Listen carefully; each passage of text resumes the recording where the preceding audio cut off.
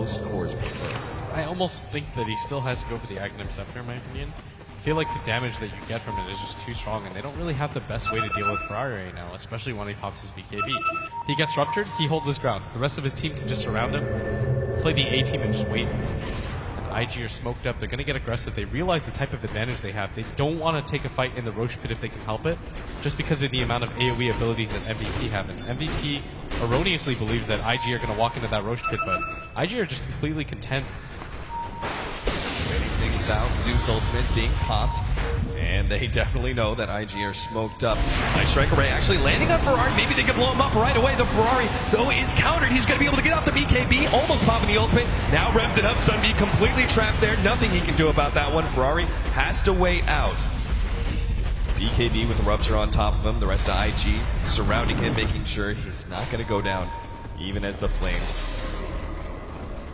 Like 26 minutes in, 9-5. IG are just still holding such a dominant position in this game. Every single time it feels like they're sustained. It's just too much for MVP Hot 6 to force the fight. And a double damage room picked up by Ferrari. They have the medallion for themselves. It's quite easy for them to go for this Roshan. And I mean, they're just holding a line right now that MVP Hot 6 just can't cross. The fissure from Chuan was way too much in that fight right now. He's got the... He just even sold the Thunder God's Wrath. I didn't even notice that as... If there's an MVP for me, it's just got to be Chuan. The amount of spells that he's stolen, the lifts that he's gone to initiate the fights, he's just been a team in this game. Absolutely. Ferrari picks up the Aegis. Now both their Phantom Lancer and their SF are well ahead in net worth over the Bloodseeker and the Lina. Lina, who is going to be still going for that Aghanim Scepter, because she just chose to go for the Orphan Club first, is getting close. Another 900 gold. Perhaps things can change with the Blood Rage combination and the Aghanim Scepter. That is an insane amount of pure damage on one hero. Maybe enough to be able to catch out and blow up one hero before that Shallow Grave comes in from the Dazzler, which just seems to be the saving grace every single time. I think the problem right now for MVP Hot 6 is they don't have a reliable way to lead a fight. Like, you don't have anything that's going to break the BKB or catch him before he can get the BKB off. Maybe Jarek's getting a Blink Dagger is the best option that you have right now, because if MP uses him up in the air, Burning just pops his BKB, turns and fights. If you rupture him, then they hold the line, sit behind him with the Shallow Grave and the mech, and there's not much you can do about it. Careful for Rev. He's running into 3 heroes, has to bounce himself back. And IG once again playing very well around that rupture, always in a defensive position. The heals to make sure that Thirst doesn't stack too much. They don't see this charge coming, but I don't even know if he continues to go for this. He keeps on going, and oh, Jesus, already blowing up the Jakiro. Rest of MVP Hot 6, not much they can do. They don't want to be fighting into the Aegis, so all they're going to do is try and split push with MP at the top lane, but it's not going to make much of a difference as IG take their first Tier 2 tower away from MVP. They're just playing such a careful, exacting game right now as MVP Hot 6. They're just not getting any room to breathe, and IG's just not taking any chances. They continue to 4-man around the map. They continue not to overextend. They play 4-man Dota over and over again. They're completely comfortable with MVP going for the split push style because it's still just Alina. Like, you can deal with her later on in the game. Even with her Aghanim Scepter, there's enough heal on your team that you're not going to feel too pressured.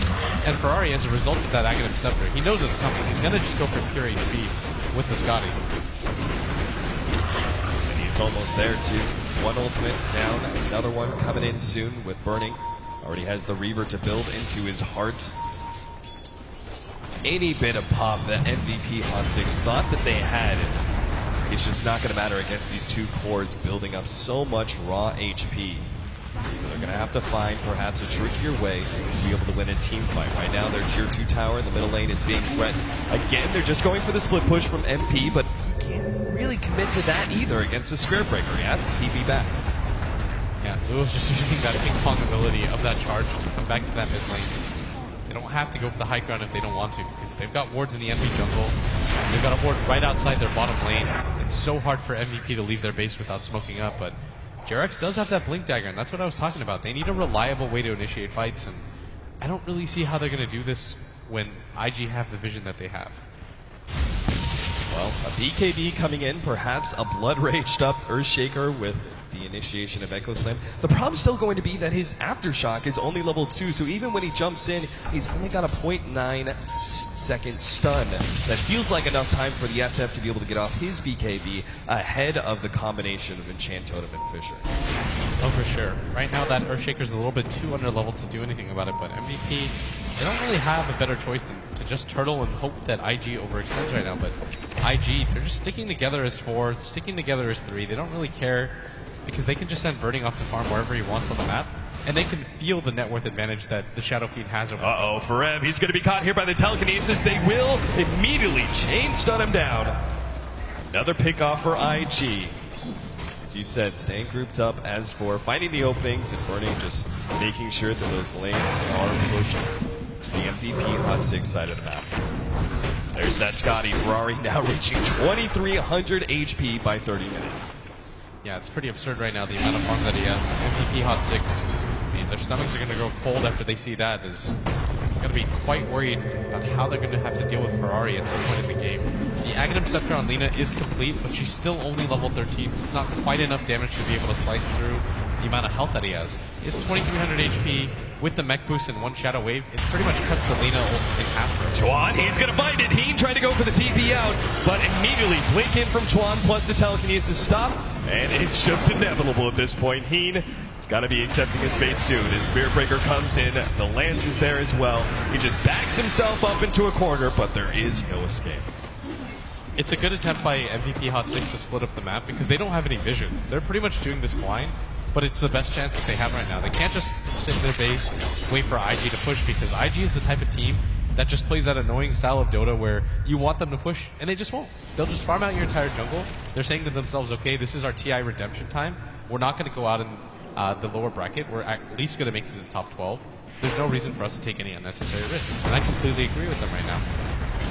Yeah, at this point in time, what's the reasoning in trying to push uphill with only a 7,500 gold lead when you can build 10, 12, 15,000 net worth lead over the enemy before you finally push uphill, especially when you know you rather easily have the late game advantage with the Phantom Lancer. Yeah, the Phantom Lancer is always your trump card. He's your insurance policy. Anytime that you think that you're making progressive steps towards closing that net worth distance, he just continues to get far ahead. And he's got a fully completed heart, a diffusal blade, and you don't have the AoE necessary to deal with him. The Lina's kind of helpful, as is the Bloodseeker, but the Earthshaker just simply doesn't have the levels.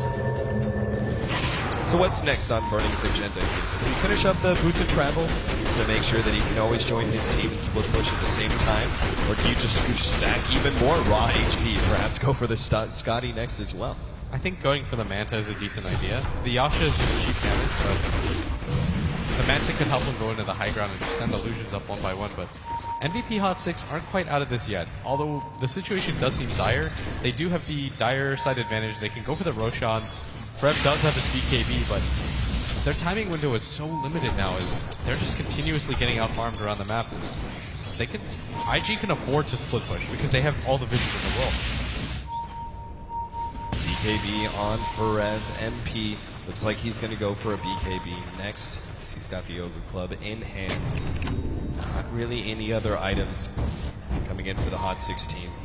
At least not anytime soon anyway. IG, meanwhile, they've got a plethora of items that they're farming up because they are able to stay relatively split. Yes. Ferrari just farming out the enemy jungle. Looks like they're actually going to back up and go for smoke. They delay the deny on the tower long enough for Ferrari to get in here. And they can just decide to go for the 5-man right now because they've built up such a lead and Burning's pinging around the map. Do they have a gem on their team? That's probably the best investment that they can make right now that would allow them to win the game, because if they can just cut off the vision from MVP, that would force them to continue to play blind, and it just makes any sort of move that they want to go for so risky. Right, especially against the Spirit Breaker. Even just those one-off solo split pushes are easily countered. If you don't have any vision on the map, it makes it all the scarier. Speaking of the Spirit Breaker, he's got Glimmer Cape, Lads, and soon to be a BKB at this rate. All those BKBs, it's going to be incredibly troublesome for MVP Hot 6 to fight, because if you look at it, 2 of their 3 cores depend on that magic damage. Even Brev, to a certain extent, doesn't really have physical damage to back it up. A large portion of his damage comes from that puncture, comes from that blood right. And if you take away those 2 factors, then all IG have to do is wait it out. MP even trying to farm up the Ancients with the very little physical damage that he's rocking. I mean, you gotta do what you gotta do. He's almost got his he's kind of close to his BKB. But Charge coming in. Keen is the target. Turns around through the ice path. Once again, does get it off. And there's a blood right on top of that one. They changed on him pretty well. Ferret now starts going for that kill with the ultimate on top of that one. Spiritbreaker takes a lot of damage, but that now Scotty's he's slowing down by that Scotty so much. And now he's going to be bumped by the Spiritbreaker ultimate as well. He goes down. What could have been a pickoff just proves to be too tough for MVP Hot 6 to get. And now Burning. He wants more. He's going to start charging uphill immediately to defuse the blade on his side. He just gets ripped apart. MP, he's next online. Eul Scepter is only going to set up Ferrari for a perfect ultimate. It's Teen as well. Ultra kill godlike for Ferrari. As looks like IG are finally ready to take this to MVP Hot 6's base. Ferrari feels so comfortable going for that blink. Blinking uphill, doesn't even care. That ultimate wasn't even necessary against Alina. He just decided to go for the style points, and I completely agree right now because IG are feeling it. They realize the advantage that they built up. They don't even have the Aegis for this push, and it doesn't even matter. As Ferrari demonstrating his dominance over this game with a full Scotty. The data list to follow as double racks are going to go the way of IG at just 36 minutes into the game. Pretty much a nigh unstoppable Victus Gaming. Marching through MVP Hot 6's base one by one. 2 lane of racks. At this point in the game, usually 2 lanes of racks signify such a significant advantage that it's almost impossible to come back unless it's rather late into the game. At this point, we're still very much in the mid-game. It's 36 minutes in, this game hasn't gone on that long, and yet Ferrari is almost maxed out on items. Yeah, he could replace the mechanism, but it's still really impressive the amount of farm that he has right now. Almost nobody on MVP Hot 6 can contest him. Alina still is in level 16, and that might actually make a significant impact because that's half of his HP, but he still has the mech to work with, and MVP are smoked up. They think that IG are going to go for the Roshan